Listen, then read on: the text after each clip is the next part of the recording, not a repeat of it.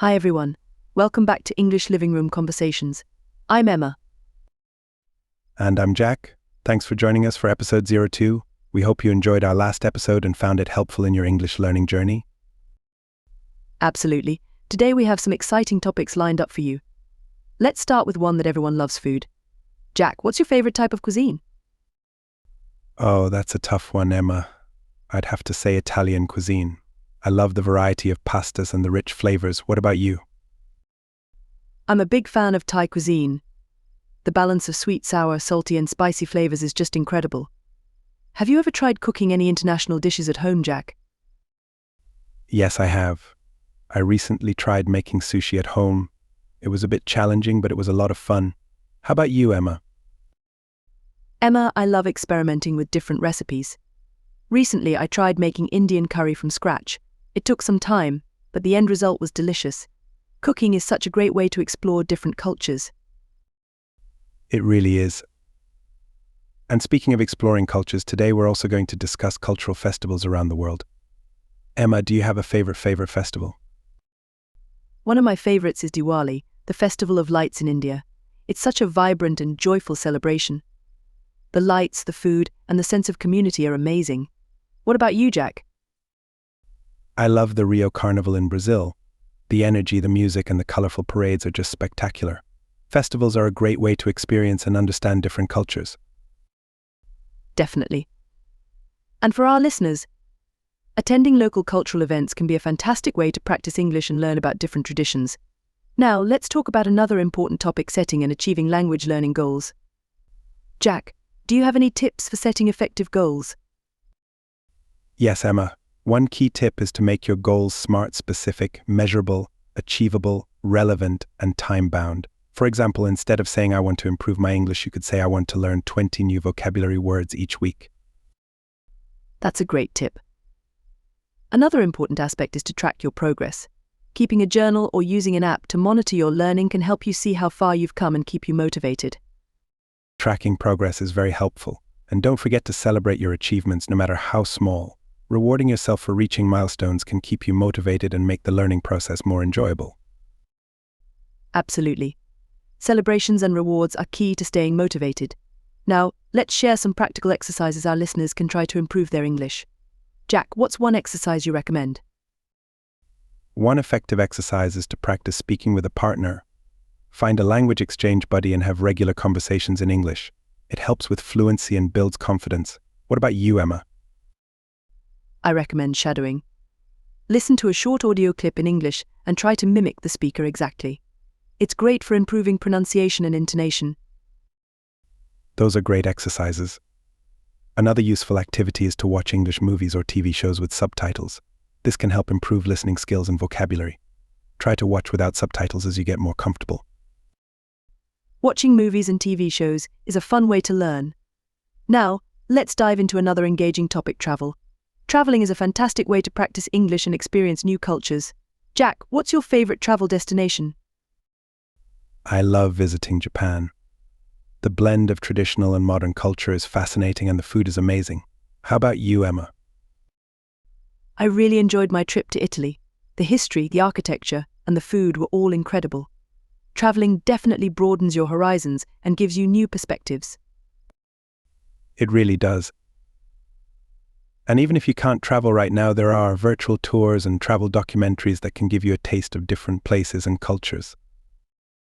Great point, Jack. Virtual travel is a wonderful alternative. Speaking of alternatives, let's talk about using technology for language learning. Jack, what are some of your favorite language learning apps or tools? I'm a big fan of Duolingo for its gamified approach to learning. It makes practicing fun and engaging. I also like using Enki for vocabulary building through spaced repetition. Those are excellent tools. I also recommend using apps like HelloTalk or Tandem for language exchange. They connect you with native speakers around the world for real-time practice.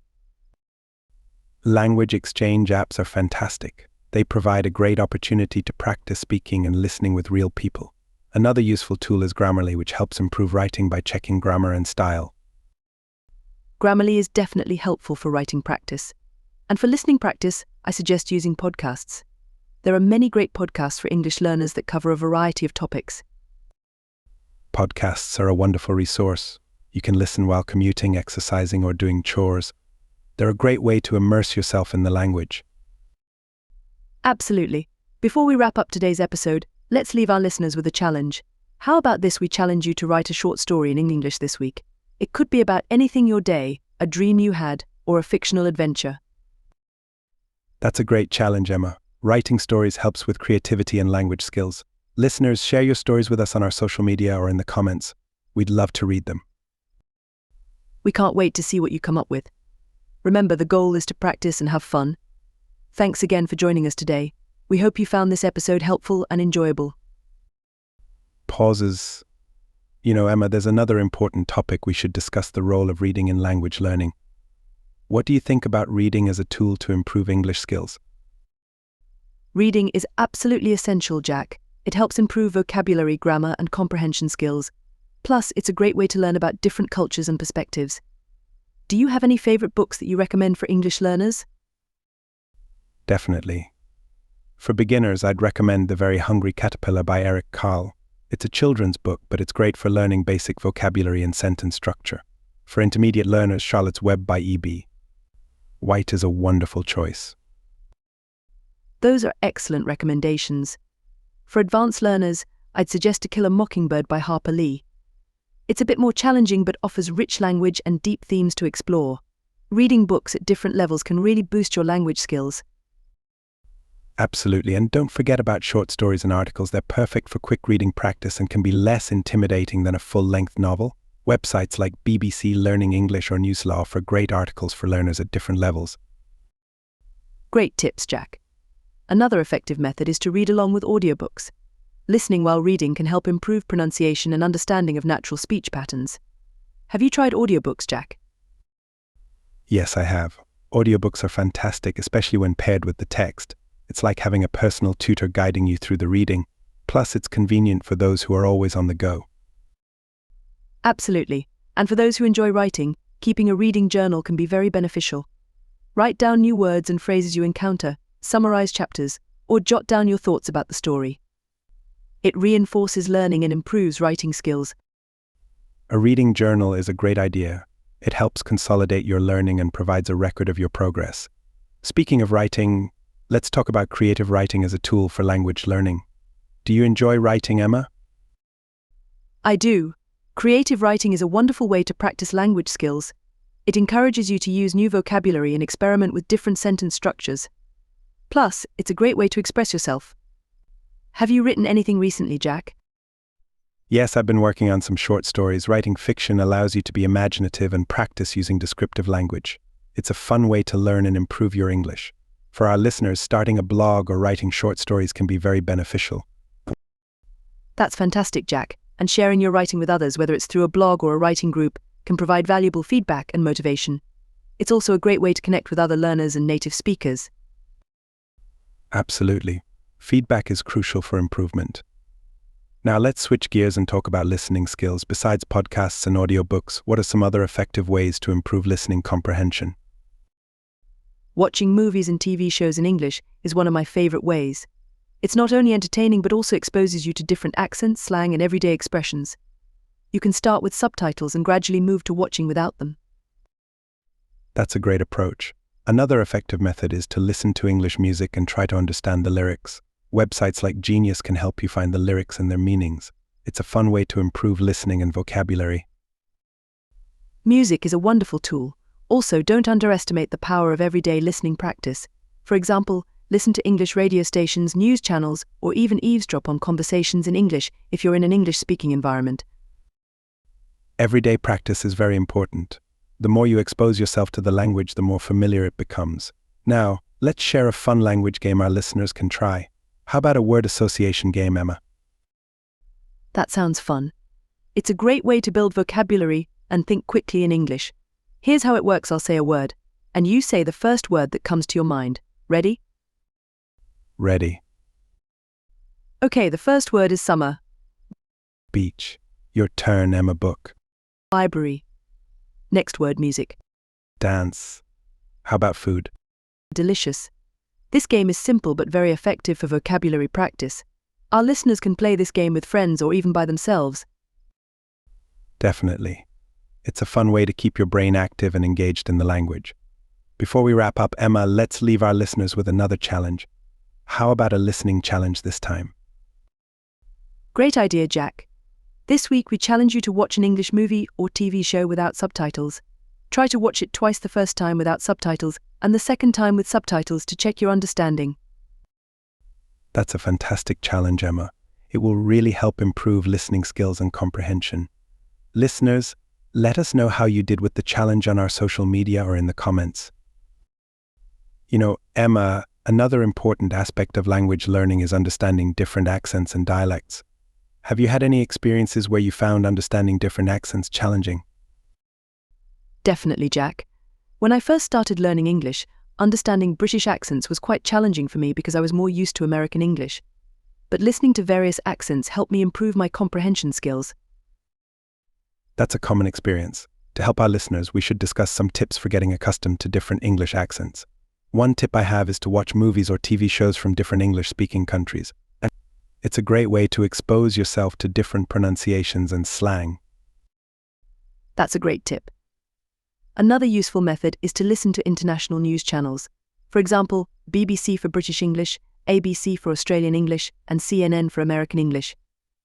This helps you get used to different ways of speaking. Listening to news channels is very effective. Additionally, using language learning platforms that offer listening exercises in different accents can be beneficial. Apps like Rosetta Stone and Babbel often include diverse accents in their lessons. Absolutely. It's important to remember that there's no right accent. Understanding and being understood is what matters. Speaking of understanding, let's talk about the importance of context in language learning. How does context help in learning new words and phrases, Jack? Context is crucial, Emma. It helps you understand how words and phrases are used in real-life situations. For example, learning the word bark in the context of a dog barking is different from learning it in the context of a tree's bark. Reading and listening to content in context helps solidify your understanding. Exactly. And practicing language in context, like through role-playing or real-life conversations, makes it easier to remember and use new vocabulary correctly. This brings us to another topic: the benefits of language immersion programs. Have you ever participated in one, Jack? Yes, I have. I attended a language immersion program in Spain, and it was incredibly effective. Being surrounded by the language all the time from morning till night really accelerated my learning. Have you experienced any immersion programs, Emma? I have, actually. I did a short-term immersion program in France. It was challenging but very rewarding. It forced me to use French in every situation, which improved my fluency and confidence significantly. For our listeners, if you have the opportunity to join an immersion program, I highly recommend it. Immersion programs are fantastic, but for those who can't travel, creating an immersive environment at home is possible too. Changing the language settings on your devices to English, listening to English music, and thinking in English can all contribute to immersion. Great tips, Jack. Another immersive activity is joining online language communities or forums. Websites like Reddit, where you can participate in discussions in English, or language exchange platforms like Speaky, can be very beneficial. Online communities are very helpful. They provide a platform to practice and get feedback from native speakers and other learners. Now, let's move on to another fun activity. Let's practice a short role play to give our listeners a real-life conversation example. Emma, would you like to be the customer or the shop assistant? I'll be the customer this time. Let's start. Good afternoon. How can I help you today? Good afternoon. I'm looking for a birthday gift for my friend. Do you have any recommendations? Certainly. We have a variety of options. Can you tell me a bit about your friend's interests? Sure. She loves reading and cooking. Do you have any cookbooks or interesting novels? Yes, we have a great selection of both. Here's a popular cookbook called The Joy of Cooking, and for novels, To Kill a Mockingbird is a classic that many people enjoy. Would you like to see anything else? These look perfect. I'll take both. Thank you for your help. You're welcome. Have a great day. Role-playing is a fantastic way to practice real-life scenarios and build confidence in using English. It really is. Listeners, try role-playing different scenarios with a friend or language partner. It's a practical and fun way to improve your speaking skills. Before we wrap up, Emma, let's leave our listeners with one more challenge. Great idea, Jack. This week we challenge you to write a short dialogue in English. It could be a conversation between two friends, a customer and a shop assistant, or any scenario you like. Practice it with a partner or record yourself speaking both parts. That's an excellent challenge, Emma. Writing and practicing dialogues can help you understand conversational structures and improve fluency. Listeners, share your dialogues with us on our social media or in the comments. Emma, one more thing we should touch on before we end today's episode is the power of using technology to connect with people around the world. Social media, video calls, and online communities can really expand your practice opportunities. Absolutely, Jack. Platforms like Skype, Zoom, and even social media apps like Instagram and Facebook can connect you with native speakers and other learners from all over the world. Have you had any interesting conversations online that helped your language learning? Yes, I have. I joined a few language exchange groups on Facebook and had video calls with native speakers. It was a bit nerve-wracking at first, but it greatly improved my speaking and listening skills. What about you, Emma? I've had similar experiences. I used an app called HelloTalk to find language partners. It's a great way to practice conversational skills and learn about different cultures. Plus, it's nice to make friends from around the world. It really is. Engaging with people from different cultures can provide insights that you can't get from textbooks. It also makes learning more enjoyable and meaningful. Speaking of meaningful interactions, let's talk about the importance of asking questions and being curious when learning a language. That's a great point, Jack. Asking questions is crucial for learning. If you don't understand something, whether it's a word, phrase, or grammar rule, don't hesitate to ask. Curiosity drives learning and helps you get the most out of your practice. Exactly. And when you ask questions, you not only learn the answer but also show your interest and willingness to improve. This can lead to deeper conversations and more learning opportunities. Let's give our listeners some example questions they can use when practicing English. Sure. Here are a few. Can you please explain what this word means? How do you say this in English? Could you repeat that more slowly? And why is this phrase used in this context? These questions can help clarify doubts and improve understanding. Those are excellent questions. Another important aspect is to not be afraid of making mistakes. Mistakes are a natural part of learning and provide valuable lessons. Have you had any memorable mistakes that helped you learn, Emma? Oh, definitely. I once confused the words dessert and desert in a conversation. It was embarrassing at the time, but it helped me remember the difference. Making mistakes is how we learn and improve. Do you have any similar experiences, Jack? I do. I once used the wrong tense when speaking and ended up confusing the listener. It was a bit awkward, but it taught me to pay more attention to verb tenses. Mistakes are opportunities to learn and get better. Absolutely. And having a positive attitude towards mistakes can make the learning process much more enjoyable. Now, let's introduce a fun activity for our listeners to try this week. How about practicing English through storytelling? That sounds like a great idea, Emma. Storytelling is a fantastic way to practice both speaking and writing skills. Listeners, we challenge you to create a short story in English. It can be about anything: a personal experience, a fictional tale, or even a retelling of a favorite movie plot. Yes, and if you're comfortable, share your stories with friends or language partners and ask for feedback. It's a creative and engaging way to improve your language skills. And remember, the focus is on practicing, not perfection. Definitely. The more you practice, the more confident you'll become. Before we wrap up, Emma, let's leave our listeners with a few motivational quotes to inspire their language learning journey. Great idea, Jack. One of my favorite quotes is by Ludwig Wittgenstein: "The limits of my language mean the limits of my world." It reminds us of the endless possibilities that come with learning a new language. That's a beautiful quote. Another one I like is by Nelson Mandela: "If you talk to a man in a language he understands, that goes to his head. If you talk to him in his language, that goes to his heart." It highlights the deep connection language creates between people. Very inspiring, Jack. And one more from me: learning another language is like becoming another person. This quote by Haruki Murakami emphasizes the transformative power of language learning.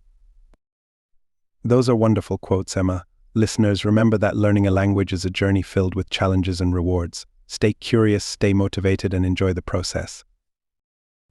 Emma, before we completely wrap up, I was thinking about how language learning can sometimes feel like a solitary journey, but it doesn't have to be. Engaging in group activities can make a big difference. Have you participated in any language groups or clubs? Yes, Jack. I've joined a few language meetups in the past.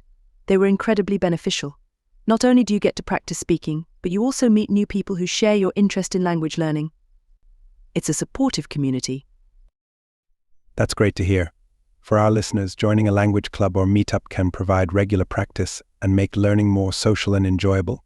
Websites like meetup.com often have groups for language learners. Another idea is starting a language club with friends or colleagues.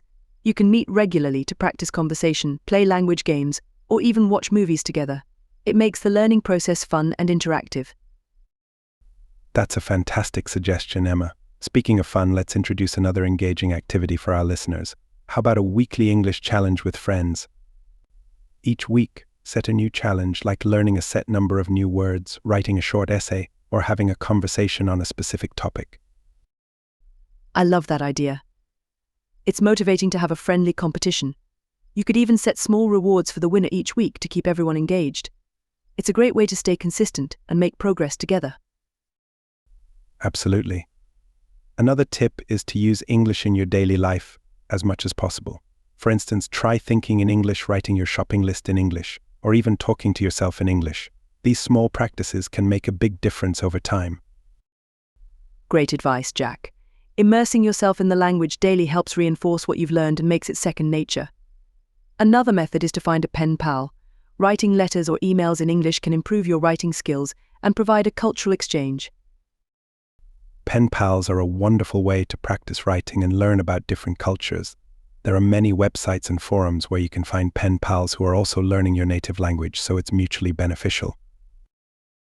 Absolutely. And for those who enjoy a bit of structure, online courses can be very helpful. Platforms like Coursera, edX, and FutureLearn offer a variety of courses in English, from grammar and vocabulary to business English and academic writing. Online courses are a great resource. They provide structured learning and often include quizzes and assignments to test your understanding. Plus, many of these courses are taught by experienced instructors from top universities. Definitely. And let's not forget about the power of podcasts. Besides our own podcast, there are many others that cater to English learners. Listening to different podcasts can expose you to various accents, topics, and styles of speaking. Podcasts are indeed powerful tools. They can be easily integrated into your daily routine, like during your commute or while exercising. Another tool I find helpful is watching TED Talks. They cover a wide range of topics and are great for learning new vocabulary and improving listening skills. TED Talks are fantastic. They're engaging, informative, and often come with transcripts, so you can read along if needed. Let's also mention the importance of setting realistic and achievable goals. Breaking down larger goals into smaller, manageable tasks can make learning less overwhelming. That's so true. Setting achievable goals helps maintain motivation and allows you to track your progress more effectively. For example, instead of saying I want to be fluent in English, you could set a goal, like I will learn 10 new vocabulary words this week. Exactly. And remember to celebrate your successes, no matter how small. Every step forward is progress. Before we wrap up, let's leave our listeners with one more challenge. How about practicing English through creative writing? Great idea, Emma. Listeners, we challenge you to write a short story or a poem in English this week. It can be about anything you like. Share it with friends, family, or even on social media if you're comfortable.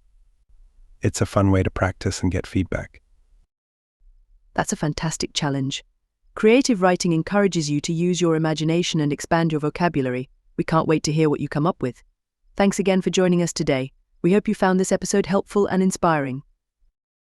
Emma, before we completely wrap up, there's one more thing that I think could be very useful for our listeners.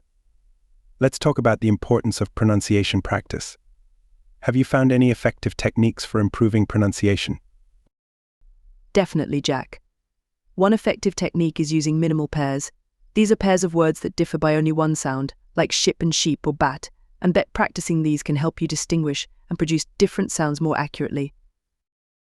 Minimal pairs are very helpful. Another technique I recommend is using a mirror. Watch your mouth and tongue position as you practice different sounds. This visual feedback can be very effective in correcting pronunciation. That's a great tip. Recording yourself is also very useful. Play back the recordings to compare your pronunciation with native speakers. It helps you identify areas for improvement and track your progress over time. Recording yourself is indeed beneficial. And don't forget the power of repetition. Repeating challenging words and sounds regularly can help reinforce correct pronunciation. Listening to native speakers and trying to mimic their speech is another effective method. Absolutely.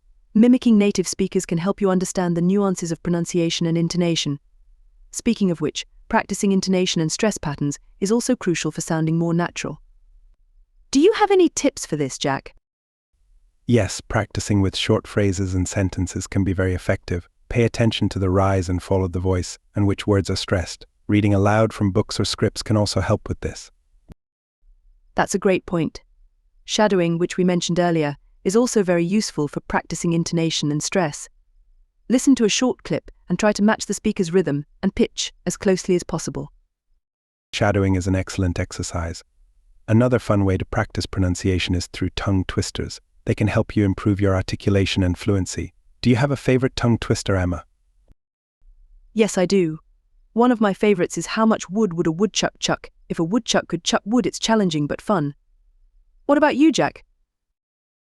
I like she sells seashells by the seashore. It's great for practicing the S and SH sounds. Tongue twisters are a fun way to challenge yourself and improve your pronunciation. They really are.